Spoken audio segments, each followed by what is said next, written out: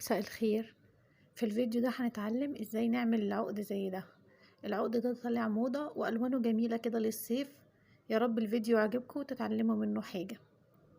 قبل ما نبتدي يا ريت تعملوا لي لايك وتعملوا اشتراك في القناة.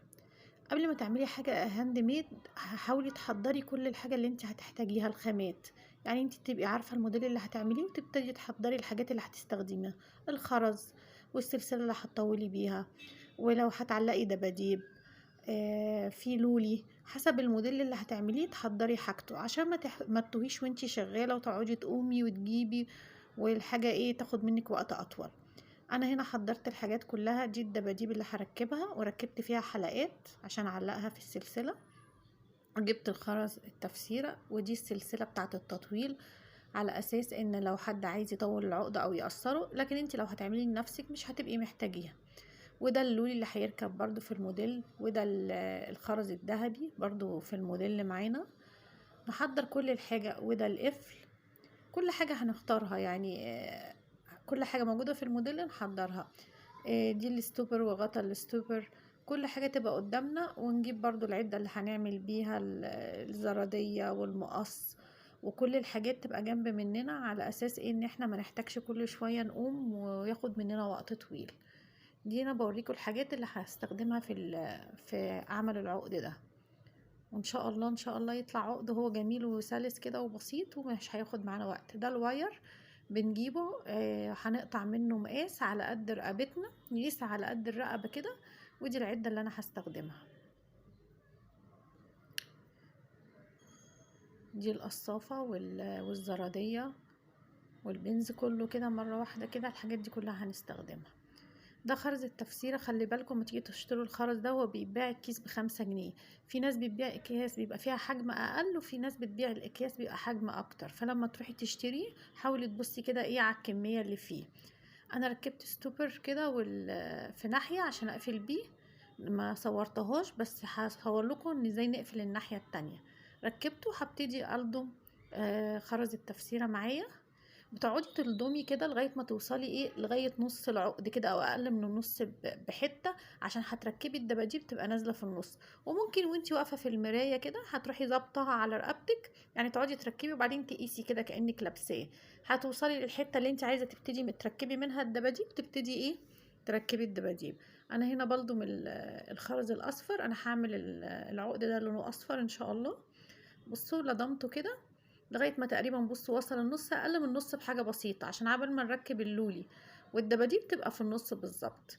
وطبعا وانتي وفي المرايه كده برضو جربي على نفسك عشان تظبط معاكي، تبقى الحاجه طالعه حلوه في اللبس. شايفين كده؟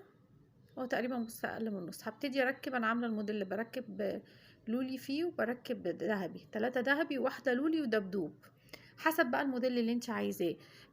طبعا تطبيق بنترست فيه موديلات حلوه جدا لو انتوا بتشتغلوا شغل هاند ميد او بتشتغلوا اي حاجه، او لو انت حابه اصلا الاكسسوارز خشي اتفرجي عليه، هتستفيدي هتستمتعي. هو كمان بيعمل تغذيه بصريه حلوه قوي، وبيساعدك انك تنقي الوان حلوه وموديلات شيك ومتتعبيش. ممكن انت برضو تاخدي الموديل وتحاولي تغيري فيه شويه، مش لازم تعمليه زي ما هو، يعني تبتكري فيه شويه.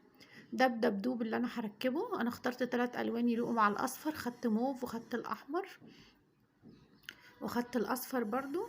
الدباديب دي بتتباع الكيس فيه 2 ب5 جنيه. هتلاقوا ان العقد ده يعني كده مش مكلف. يعني احنا بنتكلم في خرز التفسيرة ده الكيس ب5 جنيه، خد كيس الا. الدبدوبة الواحدة ب2 جنيه ونص، يعني ب7.5 مثلا دباديب. الواير هتلاقوه مثلا البكرة كاملة ب10 جنيه.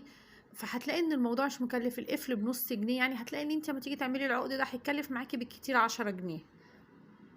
طبعا حاجة حلوة هتلبسيها وانت اللي عاملاها، وهتحسي ان انت فرحانة بيها. تقدري بقى تحطي مش عايزة دباديب، عايزة تحطي حروف.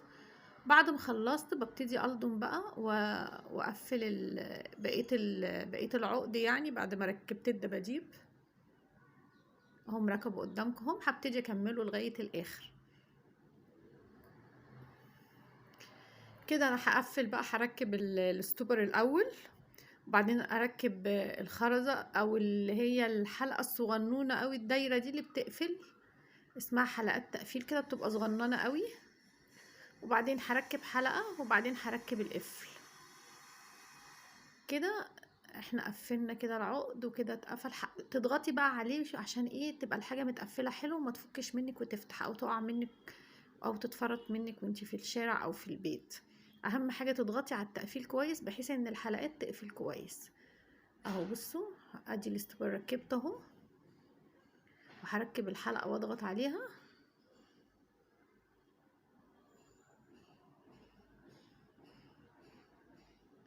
تضغطي جامد وبعد ما تركبي الحلقه تتاكدي انها ما بتتحركش فوق ولا تحت قبل ما تقفلي الغطا بتاع الاستبر. تضغطي جامد قوي عشان ايه؟ ما يبقاش تتحرك. بصي اكدي عليها، لقيتيها خلاص ما بتتحركش يبقى كده تمام. هتلاقي في حته واير كده زايد معايا سلك، هقصه بالمقص عشان ما يبقاش طالع يشوكنا ويبقى منظره وحش. واركب برضو الحلقه.